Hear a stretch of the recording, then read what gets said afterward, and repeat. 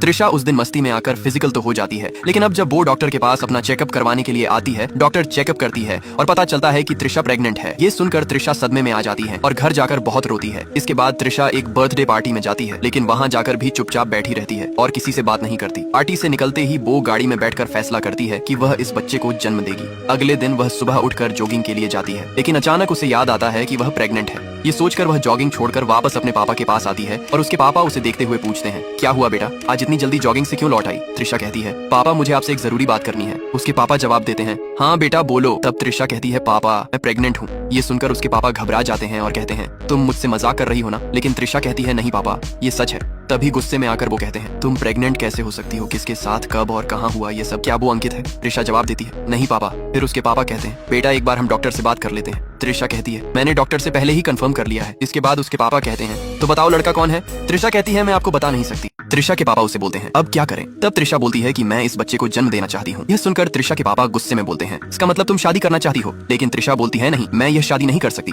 ये सुनकर त्रिशा के पापा बोलते हैं, क्या बात कर रही हो? तुम मुझसे शादी क्यों नहीं करना चाहती हो? त्रिशा फिर बोलती है, नहीं हो सकती। इसके बाद त्रिशा के पापा बोलते हैं, क्या हुआ, क्या वो लड़का शादीशुदा है? त्रिशा बोलती है, नहीं। फिर त्रिशा के पापा बोलते हैं, तो फिर क्या दिक्कत है? तुम एक काम करो, तुम अबॉर्शन करवा लो।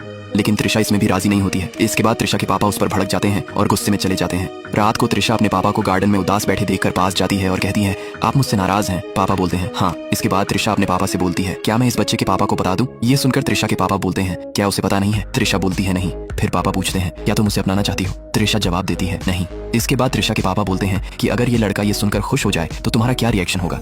त्रिशा बोलती है, पता नहीं। फिर वो कहती है, क्या मैं उसे बता दूं? उसके पापा बोलते हैं, हाँ बता दो। इसके बाद वो अपनी दोस्त को कॉल करती है और कहती है, जो उस दिन बर्थडे पार्टी में जो शराब वाला आया था उसका नंबर जल्दी से भेज। लेकिन उसकी दोस्त इसे गंभीरता से नहीं लेती और फोन काट देती। अब वापस त्रिशा अपने दोस्त को कॉल करती है और कहती है, मैं प्रेग्नेंट हूँ। ये सुनकर उसकी दोस्त को झटका लगता है और वह अपने दोस्त को कॉल करके उस दारू वाले का नंबर देने के लिए कहती है। लेकिन उसका दोस्त कहता है, ये दारू बारू पीना छोड़ दो, नहीं तो तुम्हारा भी मेरी तरह लीवर खराब हो जाएगा और मैं अभी भी अस्पताल में हूँ। ये सुनते ही त्रिशा गुस्सा हो जाती है और वो अपनी दोस्त से कहती है कि उसे नंबर देने के लिए बोले। इसके बाद वो आदमी कहता है, मैंने सारे दारू वालों के नंबर डिलीट कर दिए हैं। फिर वो दोनों उस जगह जाते हैं जहां उन्होंने पार्टी की थी। वहां वो एंट्री रजिस्टर देखते हैं जहां पर सारे लोगों का नाम लिखा होता है, मगर उस दारू वाले ने अपने सिग्नेचर की जगह लंबी लाइन खींच दी होती है। अब त्रिशा घर चली जाती है और घर जाकर एक एक करके सभी दारू वालों को कॉल करके अपने घर पर दारू मंगवाती है। वो ये सब इसलिए कर रही थी ताकि उसे वह लड़का मिल जाए। त्रिशा के पापा उसे दारू इकट्ठा करते हुए देख लेते हैं और पूछते हैं, क्या तुम डिप्रेशन में हो? त्रिशा जवाब देती है,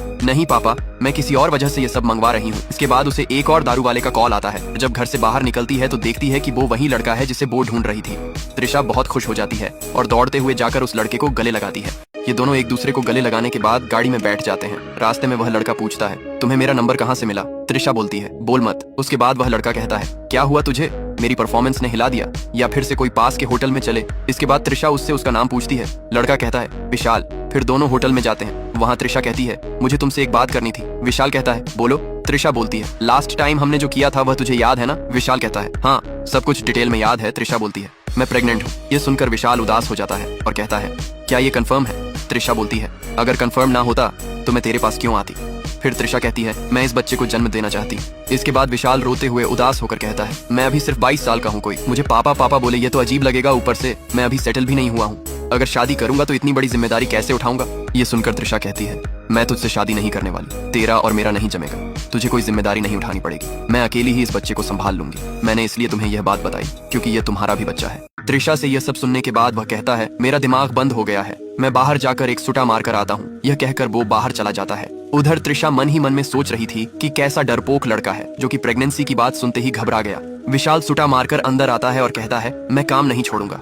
त्रिशा उससे कहती है, कल मुझे चेकअप के लिए जाना है। वह लड़का जवाब देता है, मैं भी साथ आऊंगा। अगले दिन दोनों चेकअप के लिए जाते हैं और जब त्रिशा का चेकअप हो रहा था तो वो लड़का मॉनिटर देखकर डॉक्टर से तरह तरह के सवाल करने लगता है। चेकअप के बाद विशाल डॉक्टर को पैसे देने की कोशिश करता है, लेकिन डॉक्टर पैसे लेने से इनकार कर देती है क्योंकि वो त्रिशा की बुआ है। उसके बाद त्रिशा कहती है, डॉक्टर को सीधे पैसे नहीं दिए जाते बल्कि रिसेप्शन पर दिए जाते हैं। इसके बाद त्रिशा उसे बाहर छोड़कर अपने घर चली जाती है। घर पहुंचते ही त्रिशा के पापा उससे कहते हैं, मुझे उस लड़के से मिलना है, लेकिन त्रिशा मना कर देती है। उसके पापा फिर जिद करते हैं, मुझे उससे मिलना ही है। त्रिशा कहती है, अगर आप उससे मिलेंगे तो आपकी उससे लड़ाई हो जाएगी। इसके बावजूद भी त्रिशा के पापा जिद पर अड़े रहते हैं, जिसके बाद त्रिशा कहती है, ठीक है। अब त्रिशा विशाल को रेस्टोरेंट के बाहर बुलाती है और कहती है, मेरे साथ चलो, डैड तुमसे मिलना चाहते हैं। यह सुनते ही विशाल कहता है, हाँ मिलेंगे, मगर उन्हें मुझसे क्या काम। जिसके बाद त्रिशा कहती है वहाँ जाकर पता चल जाएगा। अब दोनों गाड़ी में बैठकर घर चले जाते हैं। घर पहुँचते ही त्रिशा विशाल से कहती है डैड से मिलो। त्रिशा के पापा विशाल को देखते ही अजीब सा मुंह बनाने लगते हैं। फिर वे विशाल से पूछते हैं तुम क्या करते हो। विशाल जवाब देता है मैं दारू बेचता हूँ। यह सुनकर त्रिशा के पापा हैरान हो जाते हैं। यह सुनते ही त्रिशा के पापा त्रिशा से कहते हैं समझ गया, इसीलिए तुमने बेडरूम में इतनी शराब जमा की है। फिर वह कहते हैं क्या तुम्हारे मम्मी पापा जानते हैं कि तुम यह सब करते हो। विशाल जवाब देता है मेरे मम्मी पापा नहीं हैं। यह सुनते ही त्रिशा के पापा की आंखों में आंसू आ जाते हैं। त्रिशा पूछती है कोई तुम्हारा ख्याल नहीं रखता।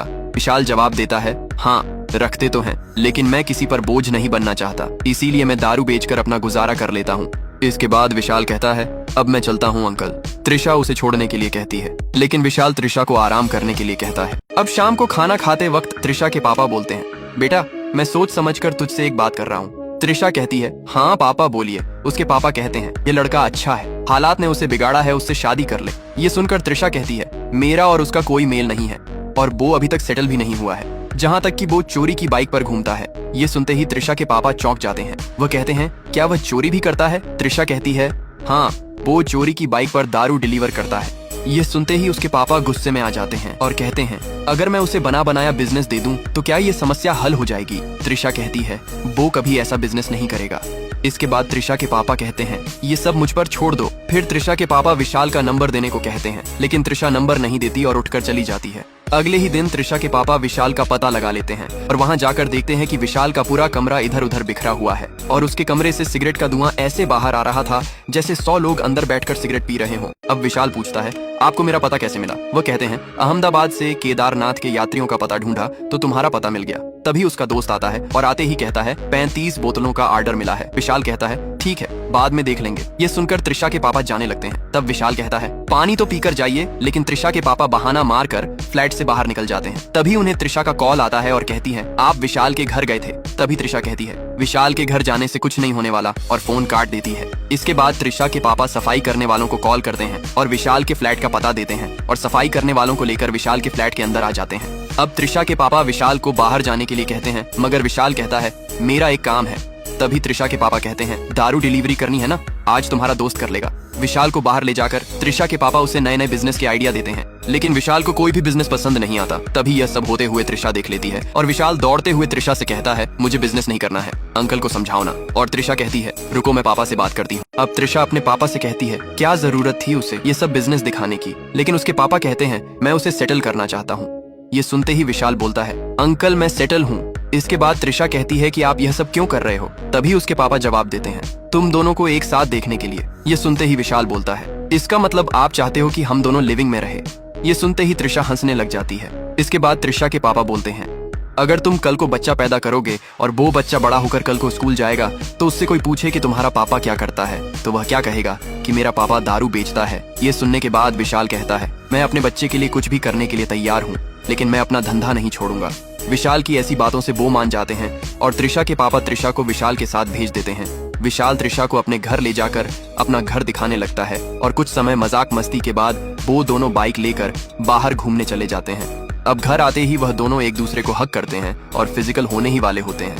तभी उसका दोस्त पुकारता है और कहता है 1 बोतल का ऑर्डर आया है। अब विशाल अपने दोस्त को बोलता है तुम चलो मैं आता हूँ। जिसके बाद विशाल वापस रूम में जाता है। अब त्रिशा उससे पूछती है कौन था, जिसके बाद विशाल बोलता है भुवन मिलने आया था। अब वापस वो अपने प्रोग्राम पर लग जाते हैं। तभी अचानक विशाल को कॉल आता है और उसे पता चलता है कि भुवन को दारू के साथ पकड़ लिया है। अब विशाल भुवन को छुड़ाने पुलिस स्टेशन पहुंच जाता है, लेकिन पुलिस वाले उसके दोस्त को नहीं छोड़ रहे थे। इस दौरान त्रिशा अपने पापा को कॉल करती है और उसके पापा के कहने पर पुलिस विशाल को छोड़ देती है। इसके बाद विशाल घर आता है तो घर आते ही देखता है कि त्रिशा घर पर नहीं है। तभी विशाल त्रिशा के घर पहुंच जाता है और कहता है तू मेरा फोन क्यों नहीं उठा रही थी। तभी त्रिशा बोलती है मैं कुछ सामान लेने आई थी। विशाल कहता है आज मैं कुछ अलग ही महसूस कर रहा हूँ, चल दोनों शादी कर लेते हैं, मैं ये सारे 2 नंबर के काम छोड़ दूंगा। इसी दौरान त्रिशा के पापा आ जाते हैं और वे उन्हें कहता है मैं त्रिशा से शादी करना चाहता हूँ। यह सुनकर उसके पापा की खुशी का ठिकाना नहीं रहा, जिसके बाद विशाल त्रिशा को गोद में उठाकर ले जाता है और ये कहानी यहीं पर एंड हो जाती है।